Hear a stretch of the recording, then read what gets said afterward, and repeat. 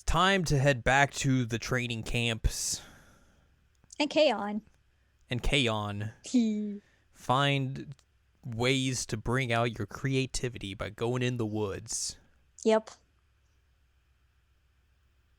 Get that pastoral form of nature. It's like the least inspiring thing for me is to go outside. Oh, man.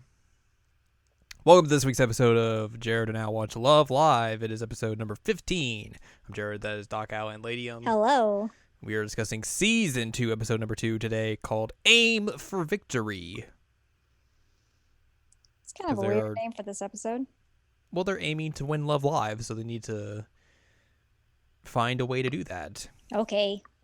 And one of the reasons why they're aiming for victory and why they got to go to a training camp is that they learn of the rule for Love Live, and that is, hey, if you're coming to Love Live, it's new material or nothing. Mm-hmm.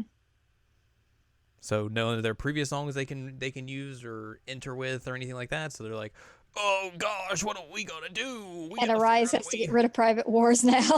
Oh, salute. We gotta figure out what we're gonna do. We only have one song.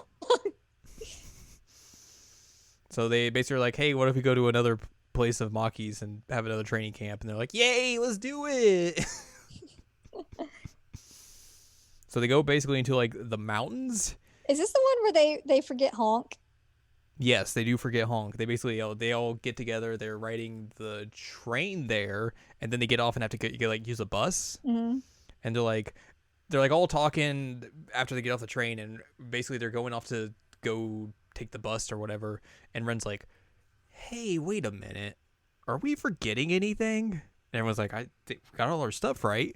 I'm like, yeah, but still feels like we're forgetting something. And then it's like cut to Hanukkah asleep on the train. And then eventually she catches up to him and she's like, I can't believe you didn't wake me up. What are you doing? Whoops. Eventually we get to Maki's mountain chateau. Oh my god. And they get to look around. They see a nice fireplace, and Hanukkah's like, "Oh my god, it's a fireplace! I've never seen one of those before." Is this where they also like see the ceiling fans? They're like, I've never seen that before. I'm like, those are ceiling fans. Those are normal. They're like, "Oh, we should make a fire," and Maki's like, "Please no. We keep these fireplaces clean, so Santa can come down. So Santa can come down." I'll have you know, Santa's never missed my house. Did you see this message in the fireplace? He will see it because these fireplaces are crystal clean. And then we just cut to Nico and be like, you believe it? And then like everyone's like, shut the up. Don't do it. Don't do anything. And Maki's just in the corner like, what? What's going on? She leads like Umi and Kotori to like separate rooms. Is like, oh, here's a room full of like, you know, books and stuff, so you can get like inspiration to write and everything. Here's the room that's like got like a bunch of like sewing equipment and everything, so you can get inspiration for making costumes and everything.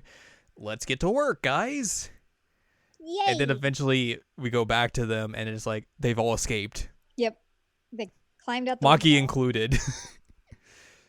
They are all stumped and just like they're stumped, but also just like under a lot of pressure because they're like, oh, we got to make a good song to do well in Love Live. Was it Kotori's room that said help on it? It might have been. It was one of the rooms that said help, and I was like, that's really dramatic. It's really dramatic. So basically, they're like, okay, well, we're in a creative slump, and we also got all this pressure on us. Let's all split up into trios and help each other out to try and get each other over the hump, essentially. Which essentially means we're splitting up into subunits. Yeah, I noticed that. Like when they pulled the straws, I was like, hey, look, it's their subunits.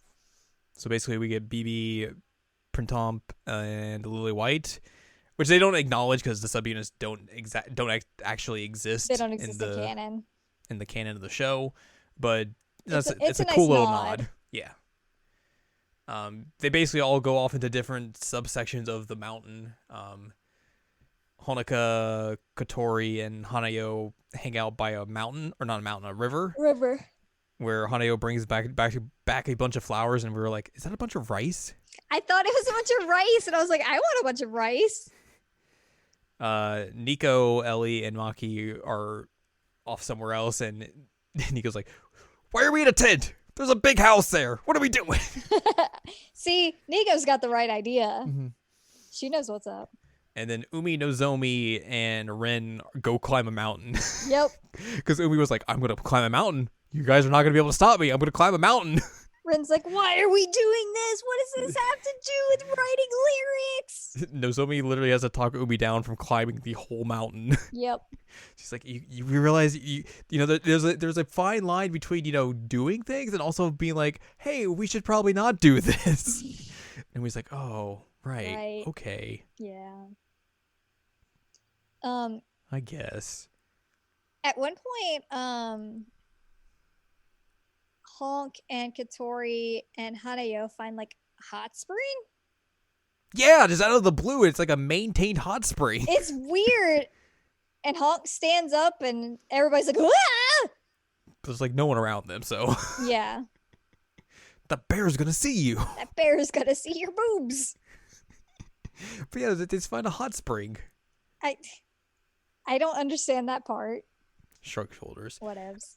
Eventually, Maki, Umi, and Katori just find their way back to the house. Mm-hmm. And then they get to work on figuring out the song and everything and work it all out, and they're good. Everyone wakes up the next morning and is like, where did they go? One of the moments that I really liked about this episode is the scene with Maki and Nico at the fire, where they're talking through why Maki's struggling so much to I need to make the perfect song for the third years, and she's like, you need to make the perfect song for all of us, not the third years, but also make me shine, why don't you? Yes. It's the rare moment where you see Nico be like an actual senpai. Yeah. And someone who is a guiding force in this group, but it was great. Also gets her shit in. Yeah, she still Nico's it up, but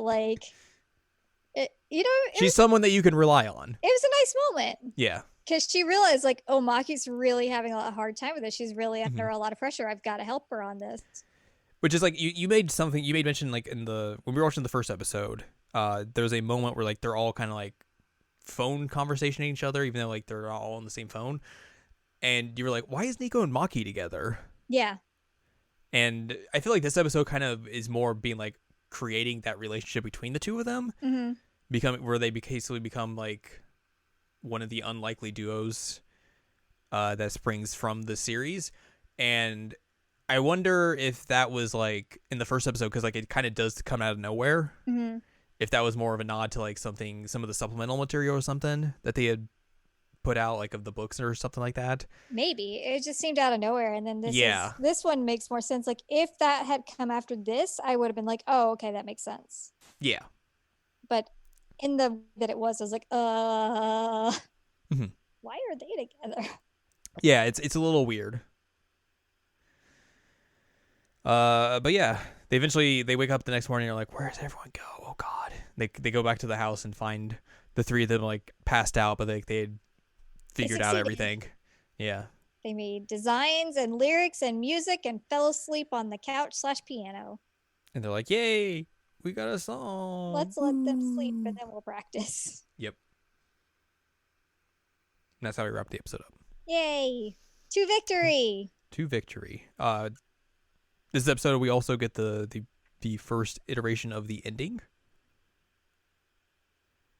Because the first episode only had the opening as the ending. Oh, right. So there you go. Trivia. Our end credits character appearance this time was Hanukkah. As we mentioned earlier, each of the teams that were divided by Ellie are the same groupings as the Muse subunits. And then, although not physically appearing physically, Maki's father is mentioned in the anime since his debut in Maki's chapter in School Idol Diary. So there you go. Next time, we will be discussing Season 2, Episode number 3. It's called The Door to Our Dreams. Which I think is literally what... Oh, yeah, that's Yume no Tobira. Yeah. So there you go. You ready for Love Live to become a sports anime? Yep. Well, that's what's gonna happen.